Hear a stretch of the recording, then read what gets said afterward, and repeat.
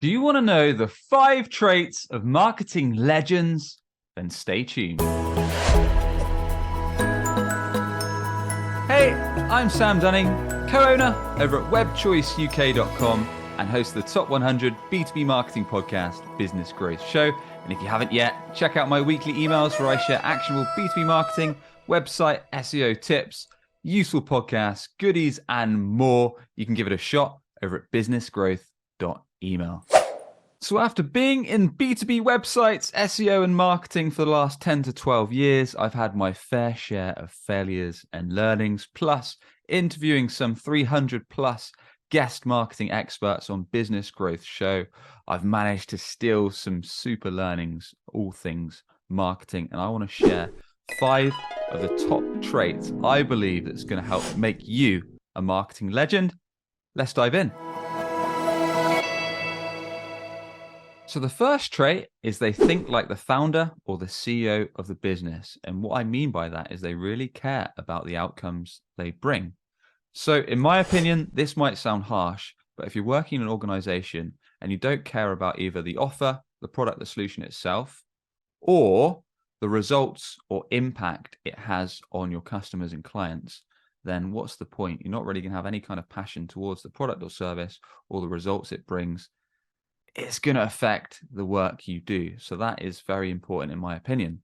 Now, moving this forward, thinking like the CEO, thinking like the founder, what I mean is you understand the metrics they care about, whether that's driving revenue, building the brand, building the customer base, keeping happy customers, telling the brand story or something else. You understand what's important to your leadership team and you work to bring those results. It's almost having an entrepreneurial spirit. And the great thing about doing this for your own business is you're going to see growth, or if you work for part of a company, then you're going to help them see growth. It's going to encourage you to get your own promotions within marketing, to earn more cash yourself, bring more value and growth to business. And it's going to help everyone all round when you care, when you really think like the founder or the CEO and take that mindset and drive, build that passion to actually bring results all round. Trait 2 is they're revenue driven. Cash is king. Nothing happens really in business until something is sold and the cash hits the bank, let's be honest. So what I mean is the best marketers I've met, they put revenue driving activities first. So they understand what's going to have the short-term impact of revenue flow, whether that's, for example, paid advertisement of some sort. They understand the impact that organic's going to have on the mid to longer term. So they put those activities into play and perhaps put on back burner activities that may be nice to have. So once they've got the short and long-term activities flowing that are going to drive revenue, then you can build on some of the nice to have. So you really understand what impact is this going to have in the short, medium, long term on revenue. You can then explain that to your leadership team. You can then get buy-in for perhaps more organic channels that are going to take longer. And you can really understand exactly how the business works, how cash is acquired, and how you're going to hit those revenue targets. So you know your numbers inside out, so you can actually be a valuable asset to your organization. And the third trait is using data as well as gut feel. So on the data side of things, it makes sense to measure everything you can. So for example, with your website, perhaps you measure your analytics, understanding how many visitors the website gets per day, week, month, quarter, year, etc. How long those visitors stay in terms of their session times on your site, main pages they visit, the main pages that convert well, how many demo requests, how many leads you're getting each day, week, month, year, etc. How many of those demos go to opportunities to then go to closed won revenue? What are the top performing channels, i.e. organic search, paid search, review sites, referral traffic, social, LinkedIn, email, etc., and understanding which are the top performing and the lower performing ones. But then likewise, understanding that not everything can be measured, i.e. communities, whether that's online or actual in-person events, whether that's dark social when people are talking about your company or your offer or recommending you in channels that can't be measured, i.e. Slack groups, Facebook chat, LinkedIn messengers, etc. And on the gut feel side of things, if you've seen positive signals that something might work or other companies are perhaps having success, then actually going out and testing those things for yourself and seeing if they do. Trait 4 is they build for buyers. So this is something that's so crucial in marketing. For example, I talk about this a lot with websites.